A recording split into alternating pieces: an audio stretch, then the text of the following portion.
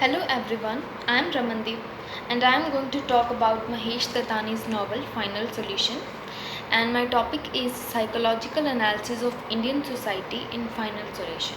First, I will tell you what I am going to talk about in the whole video. That is, I would first talk about play. Then I would try to do psychological analysis of mob chorus and nearly every character of the play, and at last I would try to conclude. Now if I come to play, this is the book. It is written by Mahesh Dattani in 1948, and it was first performed at Bangalore in 1993. And the major theme in the play is communal disharmony between Hindus and Muslims. And we all know that this is the major hurdle in the in the cause of national integrity. And there is one major theme, which is 1985 Rath Yatra riot in Ahmedabad. And I feel that Mahesh Dattani is not trying to transform the society. He is just trying to expose those evils, some evils which are prevalent in contemporary Indian society. For example, gender inequality, religious intolerance, and domestic violence, and Hindu Muslim hatred toward each other. So he is just trying to expose all these things. And moreover, he is also trying to show how identity crisis leads to alienation, and further because of this, people plunges into their past memories, and due to which, and they are unable to unable to live their presence.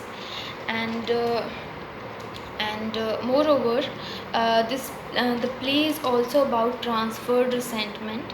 That is, whenever one feel humiliated and let down, they try to find out soft targets to hit them, to let their frustration and their humiliation come out. Now now I would talk about I would try to do psychological analysis of mob chorus. Chorus is here representing the voice of subaltern. It is representing how Hindus and Muslims feel for each other, and what is in their inner selves. It is also used to highlight. Chorus has also used to highlight the dramatic content in the play. For example, feelings of fear, feelings of rage, anger, feelings of revenge. So he has, and that is why he has the Tani has used chorus here. And chorus here is also trying to show how religious orthodox beliefs can do a great harm to the integrity of both the religions. And here in this play, we see that in the chorus 1 2 3 4, first, second, and third, fourth chorus, we have feelings of rage and anger. But in the chorus fifth, we have a feeling of pain.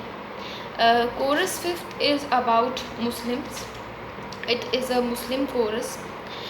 First, I would tell you that there are total 5 men, which comprises chorus, and there are 10 masks, 5 masks for Muslims and 5 masks for Hindus. And in the four chorus in the whole book, we see that there are feelings of anger and rage. They are putting blames on each other, that because of that we are feeling this, and because of this we are feeling humiliated, and we are getting ignored in the society. But in the fifth chorus, which is about Muslims, they they are feeling that they are minority, and they are feeling that because since they are minority, that is why they have to tolerate more.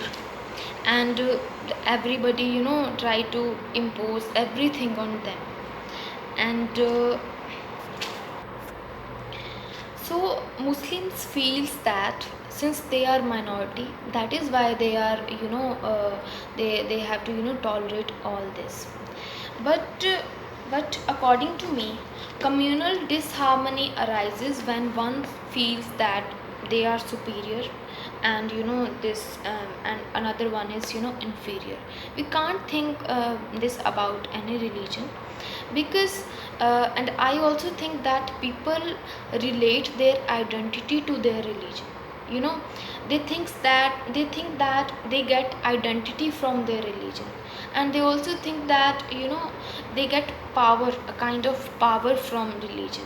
And we can also use Foucault's a notion of power relation, in which one tries to acquire power on the another. And so we can see communal disharmony in light of power notion. And here in the in act 3, in third part of the novel, we have this dialogue that, please don't break our pride, don't break our pride. So it is clear from here that that people cling to religion for their pride, their own self, and their own fake pride and fake power, and to retain their identity. So they consider their religion superior and others religion inferior. That is why communal tension arises between Hindus and Muslims. And that is why this debate between Hindus and Muslims on communal disharmony, it never comes to an end. um, and that's all. Now I would like to talk about Hardika. Hardika is an old woman in the play, and Daksha is her memory when she is a 15-year-old newly wedded girl. She at times she clings into her memory of Daksha when she is a 15-year newly wedded girl. And she Daksha, that little girl, she she is longing for a companion because she feels lonely and she feels alienated. So she is longing for a companion. So she feels that Zareen, a Muslim girl, would be her good companion because she likes songs of Noor Jahan. So she tries to befriend with the Zareen.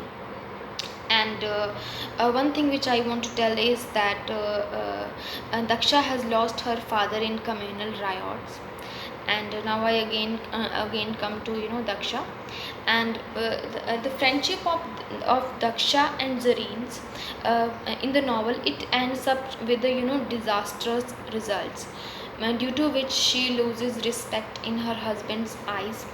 And she was also beaten by her husband, due to which she was confined to a room. And she also says, in one of the dialogues, she says that confined like a dog who has never come out. And this is her story. And in the novel we see that she clings to her past memory, and she could never come out of that memory.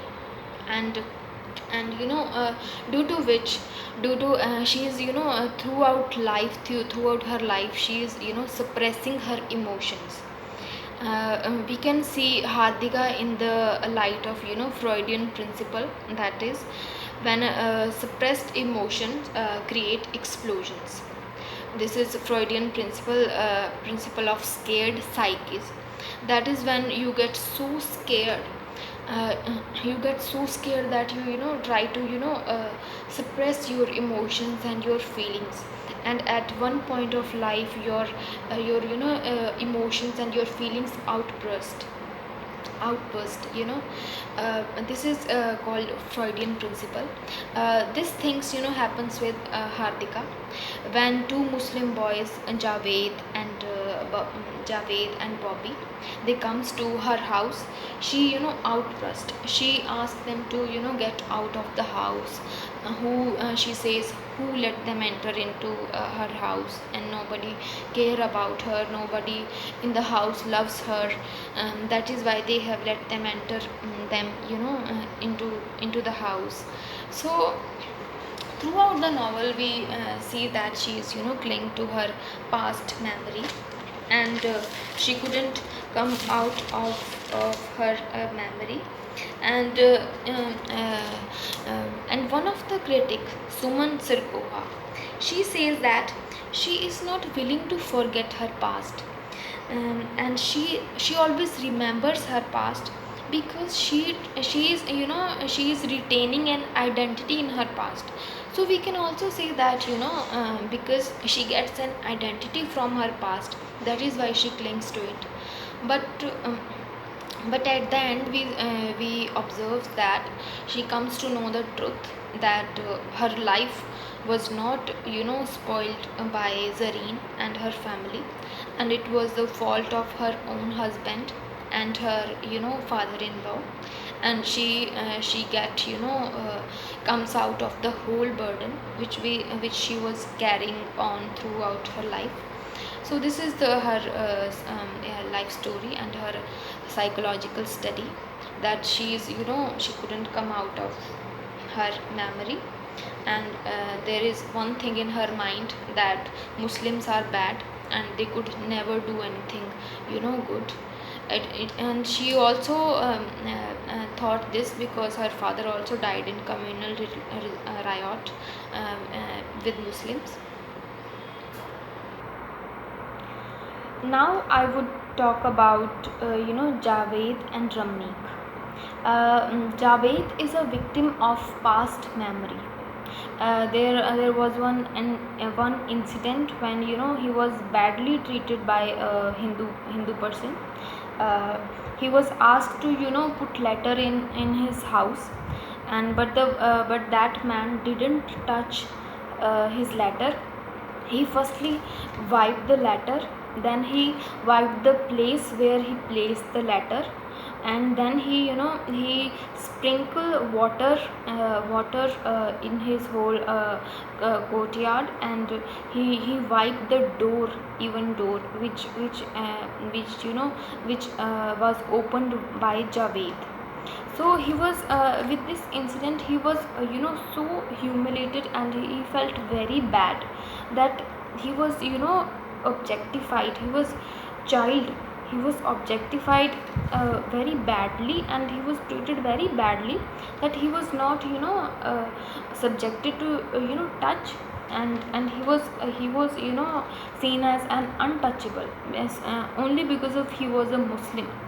So there was a bitter kind of memory in Javed's mind. Because of that, he felt an inferiority complex throughout his life. And because of that he felt that Muslims are minority, and he wanted to be in majority, and he wanted to have power.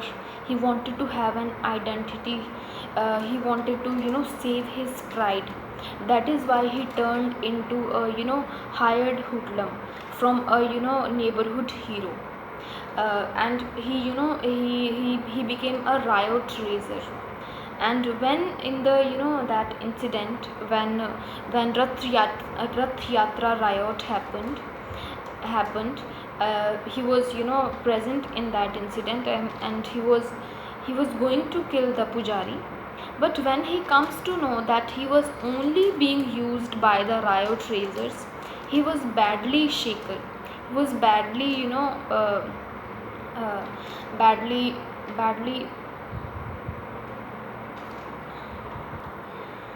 he was badly broken. At that time he comes to know that, oh, he was only being used. So he is struggling throughout the novel to escape his haunting past. At the same time, Ramneek, who is in the starting of the novel, he's very liberal, he's very helpful, and he's very kind. He even offers job to Javed in his shop. But in the end of the novel, we comes to know that he was guilt conscious. He was guilt ridden, which was done by his fathers and forefathers. They burnt down a shop of Zareen's father, who was friend of Hartika. And uh, and and he was only guilt ridden. That is why he was very kind and liberal toward Javed and Bobby. And he is also struggling to escape this haunting past. And it is there in him that he has his father has done a very wrong uh, thing, only because of this communal hatred, and only because of personal gains. So and and in the end, he also says that, for me there is no getting off, there is no escape for me. And this is about Javed and Ramneek. They both are struggling to escape their past, but they couldn't escape throughout the novel. And now I would talk about Smita and Aruna. Smita is very liberal, rational, and very open-minded, whereas Smita and whereas Aruna, she is her mother. She is very confined. She is very orthodox in her beliefs and rituals. She follows all the orthodox beliefs and rituals. And uh, but uh, smita smita also follows all the religious practices, but she don't likes to follow. She only follows all the practices for her mother's happiness. But she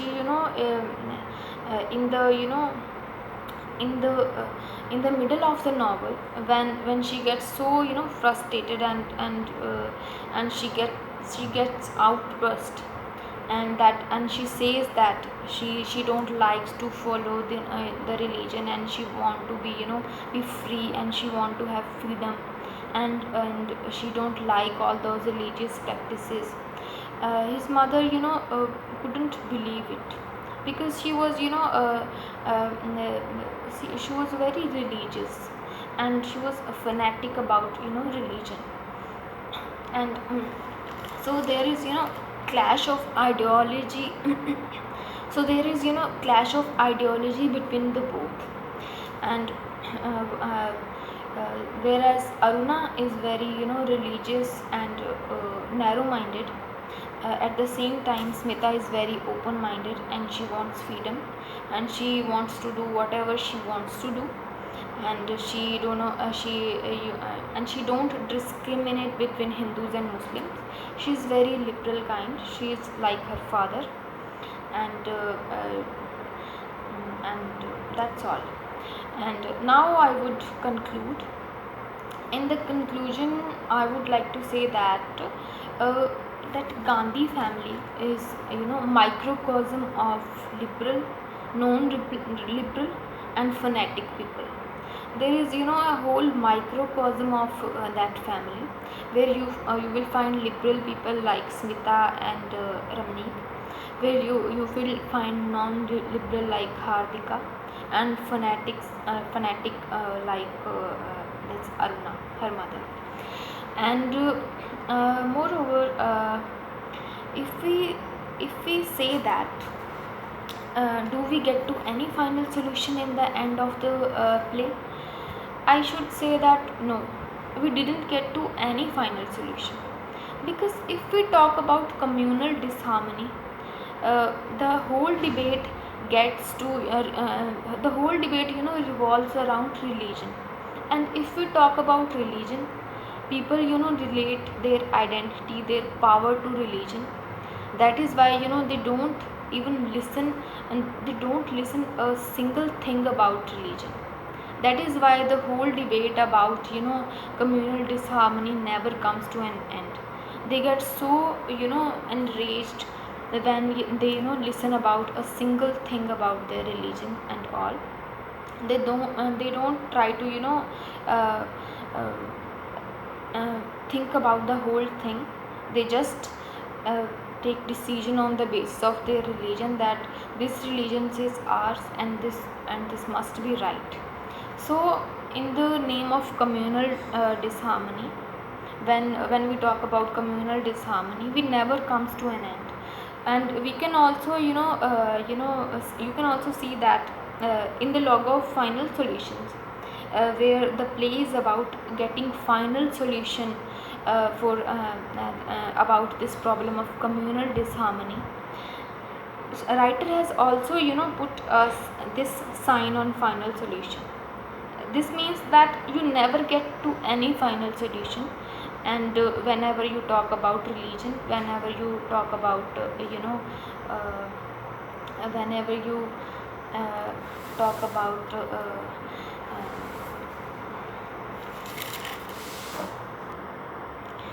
so we never come to an end whenever we talk about communal disharmony. And I've also I have also felt that whereas Gandhi family was alienated from each other, and those two boys, Javed and Bobby, they were alienated by society, and they were treated as other. So these three things which I have get to know through the novel.